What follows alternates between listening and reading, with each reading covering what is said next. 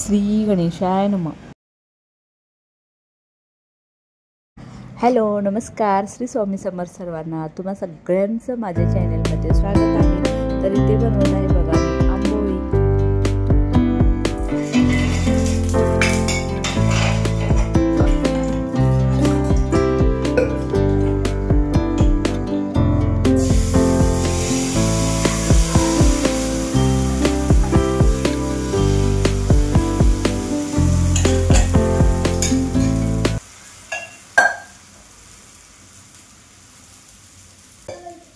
तर श्री स्वामी समर्थ सगळ्यांना. तर हे बघा, हे आंबोळी करायला लागली मी, म्हणजे घावन म्हणतात त्याला. श्रावणामध्ये आमच्या इकडं जोगवा मागतात. 5 घर जोगवामध्ये ते तांदूळ आलेले होते, ते सगळ्यांचे तांदूळ होते, ते दळून आणलं होतं. तर त्याचे मी आंबोळ्या येतात का ते पाहायला लागले.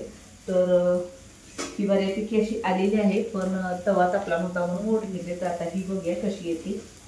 चांगली आल्या तर करायच्या. म्हणून मी अगदी थोडंसं पीठ भिजवलंय. पीठ भरपूर आहे अजून. तर हे इतकं पीठ आहे. तर ह्या चांगल्या आल्या तर पुन्हा एकदा मी हे सगळ्यांना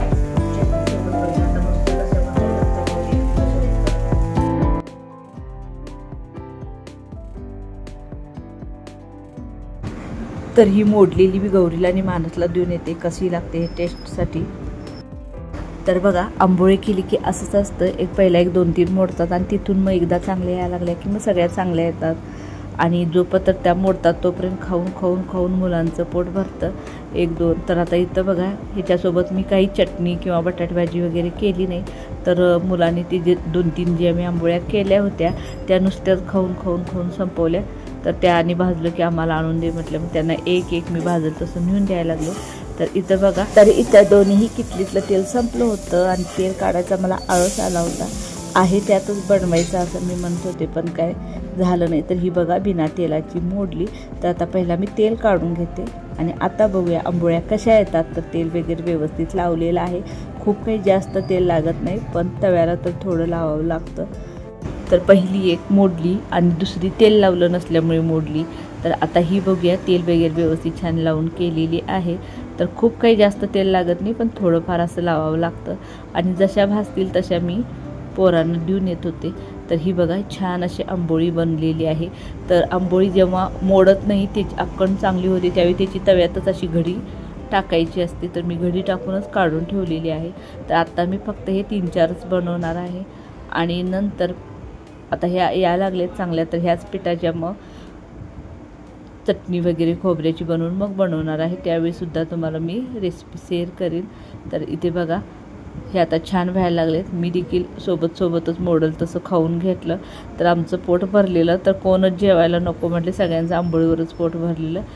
तर आहोंना बनवायचे होते धपाटे आणि आईंसाठी बनवायची होती भाकरी, कारण त्यांना धपाटे नको होते. तर आज 3 प्रकार झाले.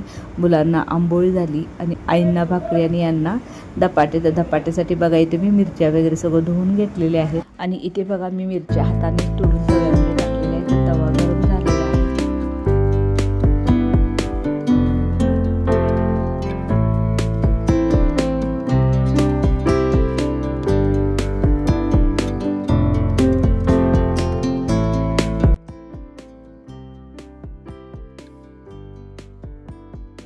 तर तव्यामध्ये मिरच्या भाजायला ठेवल्या. मिरच्या भाजूपर्यंत मी इथेच थोडी भांडी देखील धुवून घेते. हे ताट मला आता धपाट्यावरती झाकायसाठी लागणार आहे, म्हणून मी ताट धुवून ठेवलेलं आहे. तसंच गॅस कट्ट्यावरचा देखील पसारा मिरच्या भाजूपर्यंत सगळा काढून होईल. असं गॅस कट्ट्यावरती सगळा पसारा झाला की मग स्वयंपाक करायला मन लागत नाही, प्रसन्न वाटत नाही. तर मी असं सारखं आधीमध्ये सगळा पसारा पहिला काढून घेत असते. तर आता पसारा सगळा काढून घेते आणि मग धपाटे बनवायचे. आता इथे 10-12 लसणाच्या पाकळ्या मी सोलून घेणार आहे. तर ह्या फक्त मिरच्या धपाट्यासाठी नाहीत, तर मी याचा खरडा देखील बनवणार आहे. कारण आमच्या घरामध्ये खरडा नेहमीच असतो. तर मी 4-5 दिवसाचा असा बनवून ठेवते. तर यातलाच थोडा खरडा टाकून मी धपाटे बनवणार आहे. म्हणून मी मिरच्या इथे जास्तच घेतलेला आहे. आणखीन एक तुम्हाला टिप सांगते, ज्यावेळी आपण खरड्यासाठी किंवा खाण्यासाठी अशा मिरच्या भाजत असतो, तर काही वेळा काय होतं, मिरच्या खूप तिखट असतात आणि त्या भाजायला टाकल्या की सगळ्या घरातून असा धूर खाट असा सुटतो.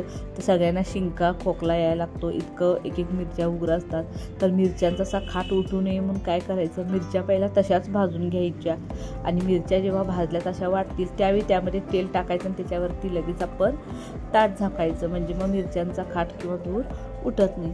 तर इथे बघा ज्या भाजलेल्या मिरच्या होत्या त्या थंड झाल्यानंतर मी मिक्सरच्या भांड्यामध्ये घेतलेल्या आहेत आणि लसूण आणि फक्त कोथिंबीर घेतलेली आहे. मी नेहमी खरड्यासाठी कोथिंबीर नाही घालत, पण इथं थोडीशी घातलेली आहे आणि चवीपुरतं मीठ टाकून हे मी मिश्रण बारीक करून घेणार आहे.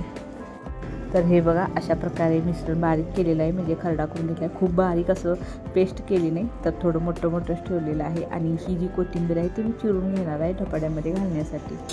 तर इकडं बघा दूध तापायला ठेवलं होतं, तर दूध देखील तापलेलं आहे. दूध उतरून ठेवते आणि त्या गॅसवरती एक पातेलं ठेवलेलं आहे. त्यामध्ये बघा 2 चमचे धने आणि 1 चमचा जिरं थोडंसं मी गरम करून घेणार आहे. गरम करून घेतल्यामुळे थोडं बारीक लवकर होतं, तर मोठं मोठं जास्त राहत नाही.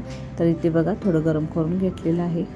तर ते धनेची आणि जिरेची मी बारीक पूड करून घेतलेली आहे आणि गॅसवरती बघा तवा ठेवलेला आहे धपाटे बनवण्यासाठी.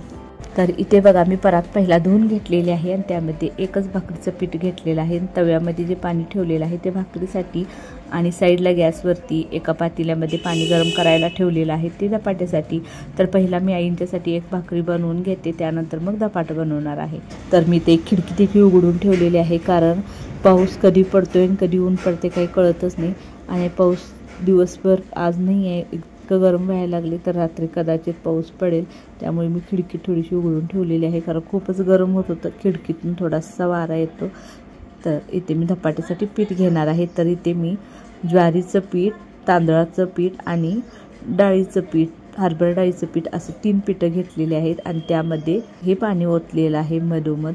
आणि यामध्ये जी बारीक केलेली धना जिराची पूड होती ती टाकलेली आहे, कोथिंबीर चिरून घेतलेली ती टाकलेली आहे आणि थोडासा खरडा टाकलेला आहे. तर आता यामध्ये बघा चवीपुरतं मीठ आणि थोडीशी हळद टाकून हे पीठ असं चांगलं छान असं मळून घ्यायचं आहे. तर मी भाकरीसाठी जो गोळा बनवून ठेवला होता त्याची पहिला भाकरी थापून घेते आणि त्यानंतर मग धपाटे बनवणार आहे. तर बघा इथं भाकरी माझी थापटून झालेली आहे.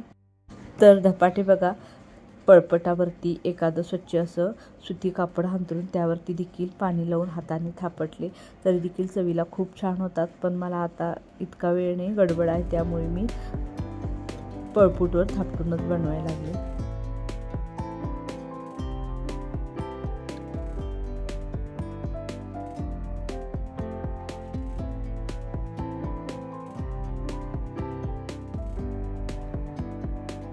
तर इथे बघा धपाट्याचं पीठ छान असं मळून घ्यायचं आहे.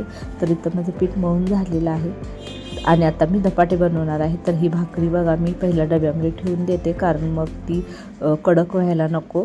तर इथे मी धपाटे आता थापटून घेत आहे बघा. तर धपाटा आता बघा थापटून झालेला आहे आणि तव्यामध्ये टाकून त्याला भाकरीसारखंच पाणी लावून घ्यायचं आणि बोटाने असे ठसे उठवायचे आणि त्याच्या भोवत्याने जरा तेल सोडायचं आणि मध्ये मध्ये जिथे ठसे असतात तिथे देखील तेल सोडायचे आणि गॅस बारीक करून त्याच्यावरती प्लेट झाकून ठेवायचं, म्हणजे छान असा कडक धपाटा होतो. तर खूप छान चवीला लागतो. तुम्ही एकदा असा बनवून बघा, तुम्ही नेहमी बनवशीला अशा पद्धतीचा हा धपाटा होतो. तर आमच्या घरामध्ये तर 1-2-3 दिवस झालं की रोज संध्याकाळी हाच मेनू असतो. तर यांना देखील खूप आवडतात, मुलं देखील आवडीने खातात. तर तळून करण्यापेक्षा, तेलकट होण्यापेक्षा हेच बरं. तर खूप छान असं लागतात. एकदा बनवून बघा आणि मला नक्की कमेंट करून सांगा. आणि जर तुम्हाला माझे व्हिडिओ आवडत असतील तर लाईक, शेअर आणि सबस्क्राईब करायला विसरू नका. आणि हा व्हिडिओ पूर्ण पाहिल्याबद्दल तुमच्या मनापासून धन्यवाद.